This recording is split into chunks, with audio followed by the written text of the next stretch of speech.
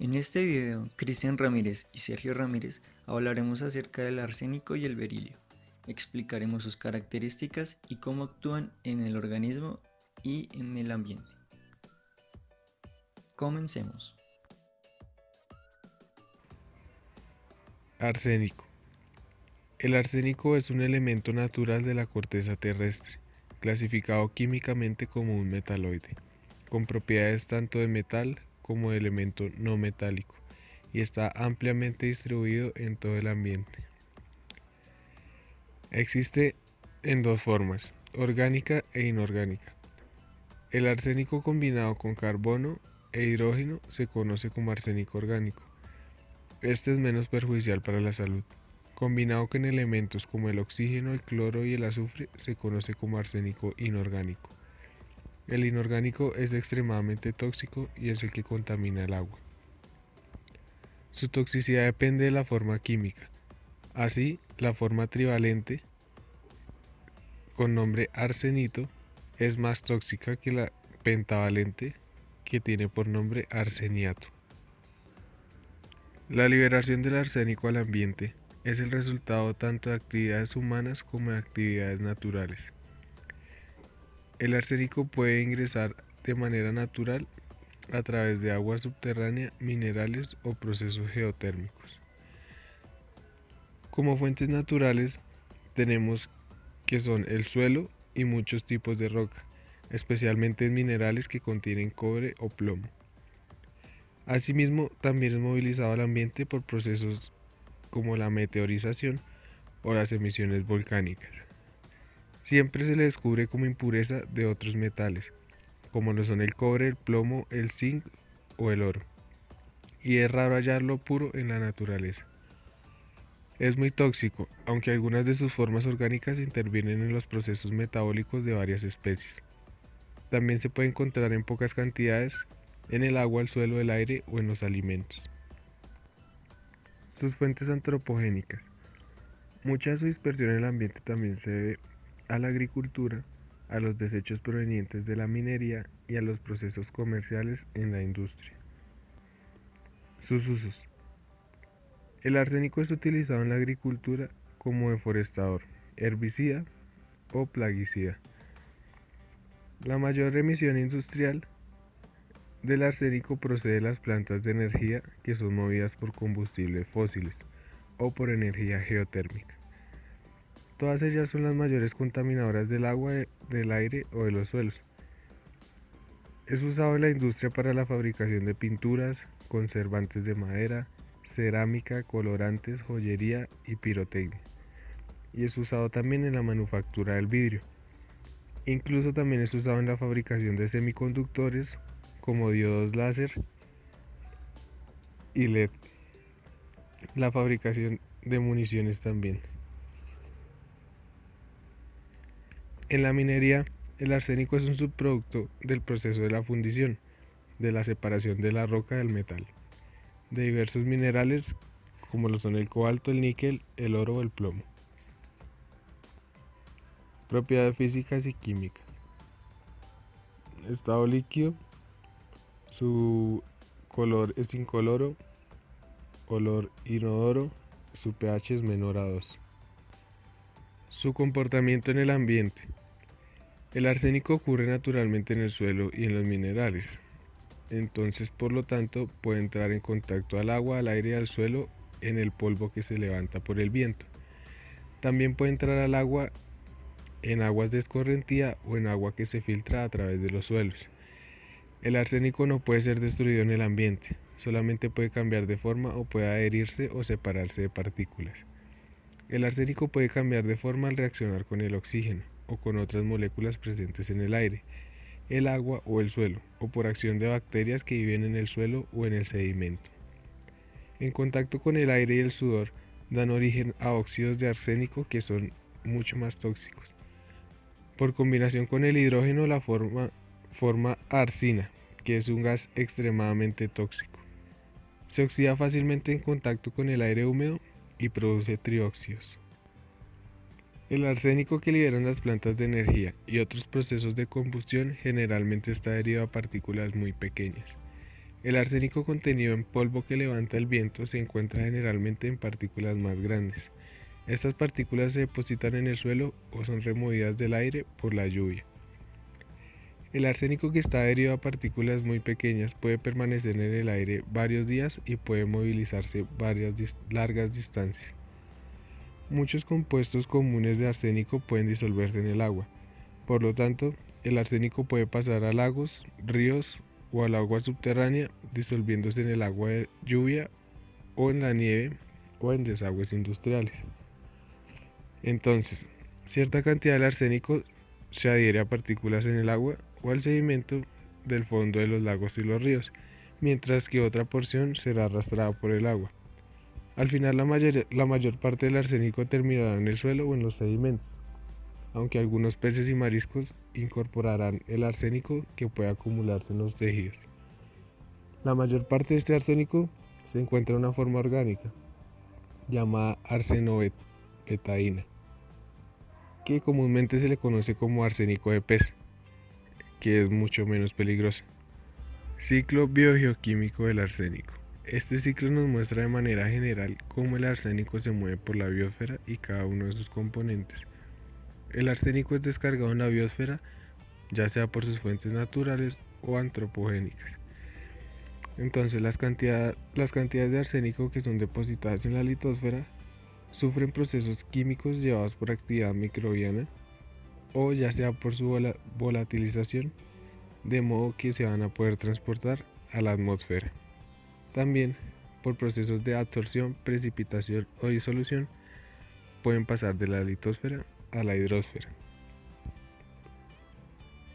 Las cantidades de arsénico depositadas en la atmósfera son descargadas por las lluvias o por deposición seca, tanto en la hidrosfera como en la litosfera.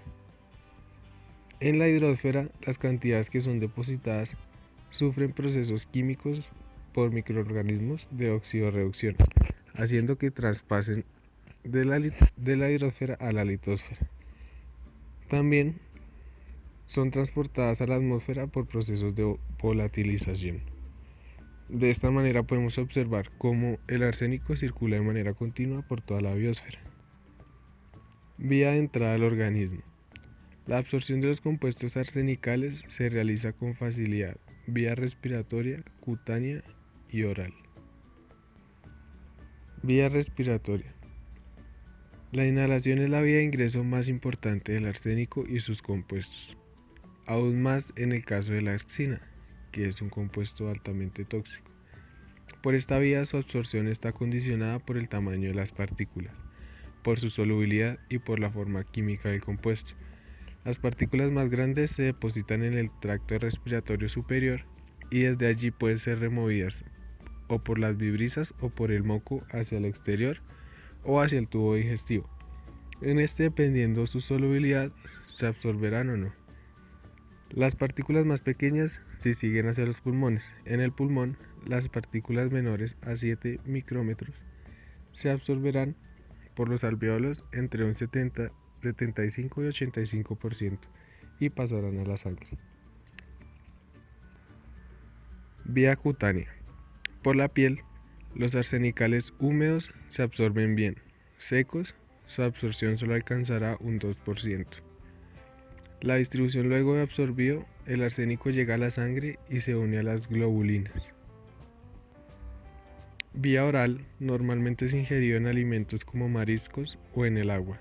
Normalmente este arsénico es orgánico, lo cual reduce grandemente su toxicidad. Llega al estómago y su proceso de digestión lo llevará a la sangre. Una vez es ingresado por cualquiera de sus vías de acceso a la sangre, su postdistribución dentro de las primeras 24 horas lo llevará entre órganos, como lo son al hígado, al pulmón, al riñón y al vaso, donde al acoplarse a los grupos sulfidrilo de las proteínas se acumulará. En el tejido óseo compite con el fósforo y lo desplaza y puede permanecer allí durante años. Una pequeña cantidad atraviesa las barreras hematoencefálica y placentaria. Dentro de las siguientes 30 horas se depositará en el cabello y en las uñas. La excreción. La vida media del arsénico circulante es de 6 horas. La de sus metabolitos es de 7 o 4 horas. Los porcentajes de excreción renal son del 50% o 70%. Sus consecuencias a la salud humana.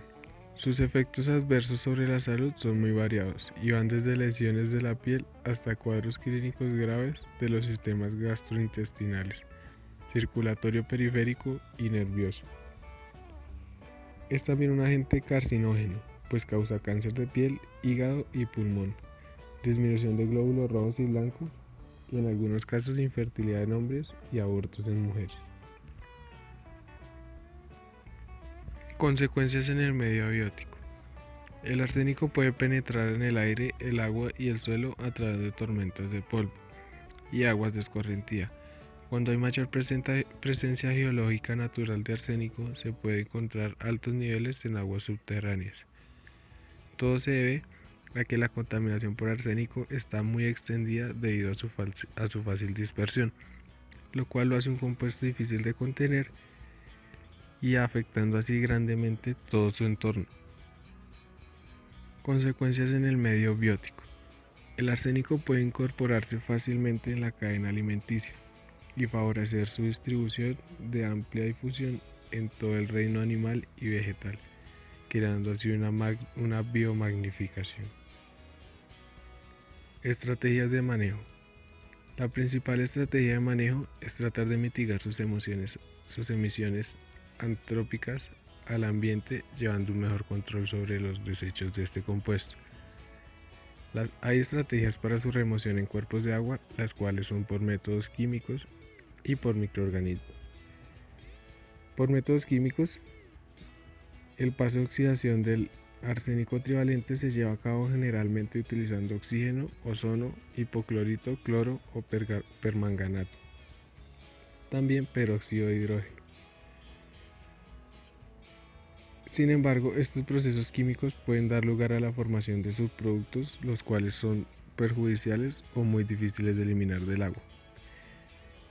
Por lo tanto, en esta etapa es donde se sustituye por una oxidación biológica, mediante la utilización de microorganismos, debido a la alta resistencia y tolerancia que tienen hacia las formas inorgánicas del arsénico y a la capacidad que pueden presentar para transformarlo. Así, la oxidación microbiana representa una estrategia y una alternativa que puede ayudar en la preservación del medio ambiente para la eliminación de la contaminación secundaria. Estas bacterias poseen una gran diversidad metabólica, debido a su capacidad para obtener energía empleando diferentes reacciones de óxido-reducción. Por lo tanto, un número importante de microorganismos son capaces de utilizar el arsénico, ya sea en su forma oxidada de arseniato o en su forma reducida de arsenito, para su metabolismo. El berilio es un elemento químico de tipo alcalino heterobivalente, poco abundante.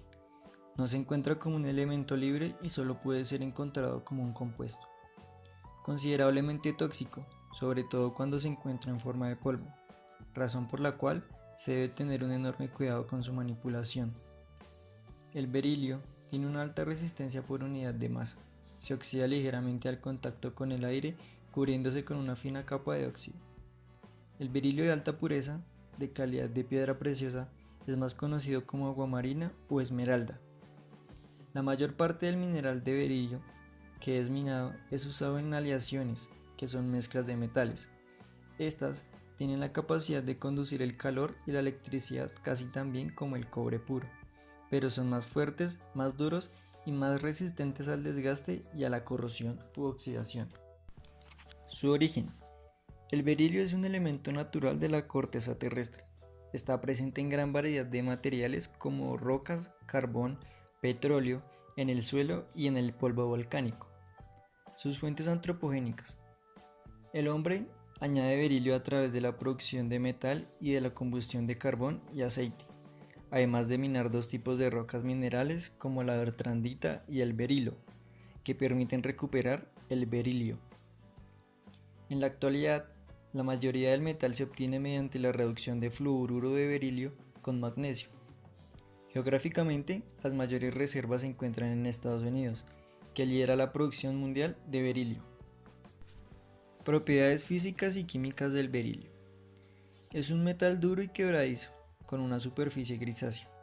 Su punto de fusión es 1287 grados y su punto de ebullición se estima en unos 2500 grados Celsius.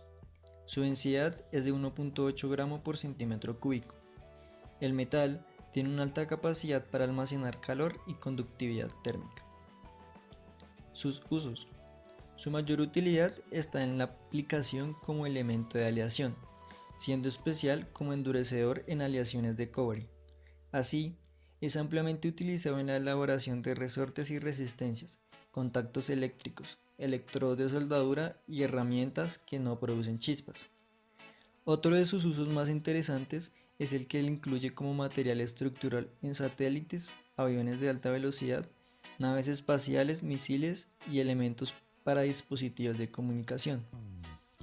Al ser relativamente transparente a los rayos X, ultradelgadas láminas fabricadas con berilio resultan útiles en la litografía de rayos X, siendo también un material que suele utilizarse en la construcción de giroscopios, piezas de equipo e instrumentos que requieren ligereza, rigidez y estabilidad dimensional. Por último, entre otras cosas, el alto punto de fusión de óxido de berilio le convierte en un material muy adecuado para el trabajo nuclear. Su comportamiento en el ambiente. El berilio entra al aire, al agua y al suelo proveniente de actividades tanto naturales como humanas. En el aire, los compuestos de berilio se encuentran principalmente en forma de pequeñas partículas de polvo. El polvo eventualmente se deposita en el suelo y en el agua. La lluvia y la nieve ayudan a remover el berilio del aire. Las partículas muy pequeñas de berilio pueden permanecer en el aire aproximadamente 10 días. El berilio entra al agua proveniente del desgaste de rocas y el suelo. La mayoría de los productos manufacturados de berilio que entran al agua provienen de descargas industriales, de aguas de desagüe y de la deposición en el agua de polvo de berilio liberado al aire por actividades industriales. Una gran parte de berilio en el suelo no se disuelve en agua y permanece adherida al suelo. Por esta razón, es improbable que penetre el suelo y entre al agua subterránea. En el ambiente, las reacciones químicas pueden convertir los compuestos de berilio solubles en agua a formas insolubles. En algunos casos, los compuestos insolubles de berilio pueden transformarse en formas solubles. En general, la exposición en el ambiente a compuestos solubles de berilio representa una amenaza más seria a la salud que la exposición a las formas insolubles. Los peces no acumulan niveles significativos de berilio en el agua. Vías de entrada al organismo. El berilio puede entrar al cuerpo si se respira aire, se come alimentos o se toma agua que lo contiene. El berilio no entrará al organismo a raíz de contacto con la piel, a menos que haya una raspadura o un corte y las partículas de berilio penetren la herida. Cuando se respira aire que contiene berilio, las partículas de berilio pueden depositarse en los pulmones. El berilio que se respira se disuelve lentamente en los pulmones y pasa lentamente a la corriente sanguínea. Si se comen alimentos o toma agua que contiene berilio, menos del 1% pasa desde el estómago y los intestinos a la sangre. Por lo tanto, la mayoría del berilio que se traga abandona el cuerpo en las heces sin entrar a la sangre. Su excreción. La pequeña cantidad de berilio que se moviliza desde los pulmones, el estómago y los intestinos a la sangre es transportada por la sangre a los riñones. El berilio es eliminado a través de los riñones en la orina. Cierta cantidad de berilio puede también ser transportada por la sangre al hígado y a los huesos, donde permanece largo tiempo. Si se traga berilio, abandona el cuerpo en unos pocos días. Sin embargo, si se inhala el berilio, puede tardar meses o años antes de que su cuerpo se deshaga de él. Esto se debe a que toma más tiempo para que todo el berilio en los pulmones entre a la corriente sanguínea. Afectaciones a la salud. El berilio es un metal que puede ser perjudicial cuando se respira. Los efectos dependen de la cantidad a la que se haya expuesto y de la duración de la exposición. Cuando se respira, el berilio puede dañar los pulmones, aún más si se respira grandes cantidades de compuestos solubles de berilio. El daño producido en el pulmón es de apariencia similar a la causada por pulmonía, con enrojecimiento e hinchazón de los pulmones. Esta condición se llama enfermedad de berilio aguda. El daño de pulmón puede sanar si la exposición de berilio cesa. En la mayoría de los casos, la exposición prolongada al polvo de berilio provoca cáncer de pulmón. El contacto de berilio con áreas de la piel que tienen raspaduras o cortes puede producir salpullidos. Si se sufre de alergia al berilio y entra en contacto con berilio, puede desarrollar granulomas en la piel. Estos granulomas tienen apariencia de salpullido o nódulos. Afectaciones del ambiente. El berilio existe en el aire en pequeñas partículas de polvo. Entran en el agua durante los procesos de desintegración de suelos y rocas. Las emisiones industriales añaden berilio al aire y al agua residual y estas serán posteriormente traspasadas al agua. Normalmente precipita en el sedimento. Ciertos elementos químicos reaccionan con el berilio en el agua, haciéndolo insoluble. Esto es bueno, debido a que la forma insoluble del berilio en agua causa menos daño a los organismos que la forma soluble. El berilio no se acumula en los cuerpos de los peces, pero algunas frutas y vegetales como lo son los frijoles y las peras pueden contener niveles significantes de berilio. Estos niveles pueden entrar en los animales cuando esos alimentos sean consumidos, pero por suerte la mayoría de los animales excretan el berilio rápidamente a través de los órganos excretores, como el sistema urinario y fecal. Las pruebas de laboratorio han indicado que es posible que el berilio produzca cáncer y cambios en el ADN de los animales, aunque de momento no hay evidencia a estudios de campo que respalde estos descubrimientos.